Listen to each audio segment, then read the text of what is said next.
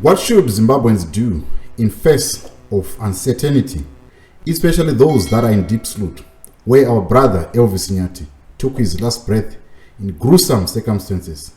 This is what we're going to be looking at today. Hello and welcome to JCTV Africa, where we look at issues that are happening in Zimbabwe and across Africa. Today we are talking about what can the Zimbabweans do that are facing uncertainty and threat of being deported and be left with nothing. Let me take you to the interview that was done by Gambakwe and Senator Kalipan Pugeni yesterday. Gambakwe was probing this idea to say there is need for the politicians in Zimbabwe to act on what is happening to the Zimbabweans that are here, because the community is saying we are fed up. According to this video, people that reside in deep sleep that are victimized, you stay in 4 ways and you can't call it apartheid. No, during apartheid, that's how things were. That is how we want it as residents of deep sleep. That is what we told the minister, Begitel, that the TRT that is deployed here must search South Africans, they must search everyone. I think I've got my idea. I've got my idea. I've got my idea. How's the meeting going? Is there a way forward? The way forward is here. There's going to be there's going to be an official from Home Affairs that is going to come here and capture those that are arrested. After that, they're going to be sent to Lindela. So that is what the visibility of TRT. We want trap and loss, because our police actually are failing us on that. We want the TRT to actually search and arrest. That is another thing that we want. That is all. So this guy here, we don't know what he wants here. Did he speak in the meeting? He was about to speak. He introduced himself as a Zimbabwean, I don't know, whatever forum there. Okay, why would you not want Zimbabweans to participate who reside with you? Why would you want them not to participate while they live within this community in a process that seeks to find a solution? Why would you want a solution that excludes them? Call it right. It's a question. I'm asking a question. Here's the solution. And the solution is coming from South Africans. We don't want Zimbabweans to intervene or assist us in the solution. We are the solution, and we are saying they must leave. They must fall off. That is all. They must go. We don't want them to come here and be part of this stakeholders meeting. You understand what I'm saying? Even the they must go. Ones, even the documented ones. My sister, listen here. We want all Zimbabweans to leave, because the ones that are documented are the ones that are bringing the ones that are not documented here to come and kill us. You understand? Where are they working? What about Pakistanis? What about Nigerians? My man, understand what I'm saying here. Understand what I'm saying. I'm saying Zimbabweans are killers. Zimbabweans are entering our houses. Zimbabweans are entering our shacks. I reside here. I know what I'm talking about. A Pakistani currently, on Wednesday, they were locked inside their spaza shops. Pakistanians are not roaming around deep sleep. Do you understand? Zimbabweans are roaming around deep sleep as they please. So you only want Zimbabweans to leave, just Zimbabwe? Are you deaf? That is what they're saying, Chief. You want Zimbabweans to leave. That is what I'm saying. That is what I'm saying. They must leave. What? Can we conclude? this is a gentleman from the ANC Youth League, and he did not hide what his feelings. What did then Kalipan Pugeni say? Kalipan Pugeni was standing with ZANU PF and saying that South African government need to respect human rights. They should hang in shame. I want to try to look at these sides. All of them, Gambakwe is right. He's on the ground. He understands what is going on. Senator Kalipan Pugeni is also right, mentioning that there is also need to see South African government acting in protecting the Zimbabweans that are here in South Africa, because they will be at the mercy of these community leaders, and malcontents will always break out and they will do those heinous crimes and they will not be accounted for. That is the danger. So let me bring these points together. The first thing that you want to understand is that if you can see the statement that was released by this gentleman, and then what then Bekele said, it shows you that the politicians are kind of like responding to what the residents are saying. And in this way, why are they responding like this, you may ask?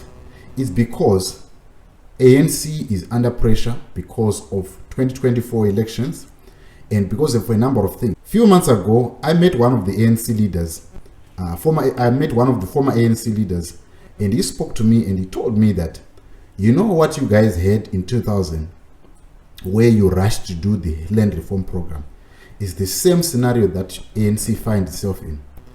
ANC, since they got into power, they have not addressed the issues that are bedeviling the black child. For example, the issue of land, the issue of equality, the issue of opportunities. It has not been offered. A lot of South Africans are being left out by the system that was created. It is, look at how race is still playing a big role in this country. So there is a lot of opportunities that are left for the only elite and mostly the Caucasians. So what is then happening? There is ingrowing frustration from the black child because they feel excluded from the system. They are not coming back. They're just coming on the election time and then they leave. Crime is going up and the crime stats are coming out, and the politicians are not nipping the issues of crime. They are not addressing them. So now this ingrowing frustration is causing the politicians to act this way.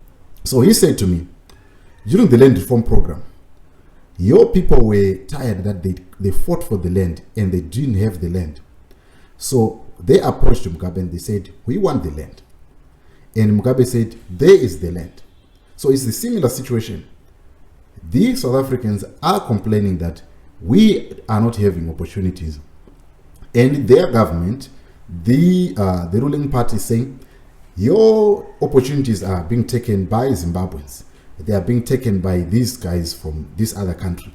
So now what you then find is that they are now applying what happened in Zimbabwe to say we are taking the law into our own hands because the government is saying that your opportunities are being taken by South Africans, by non-South Africans.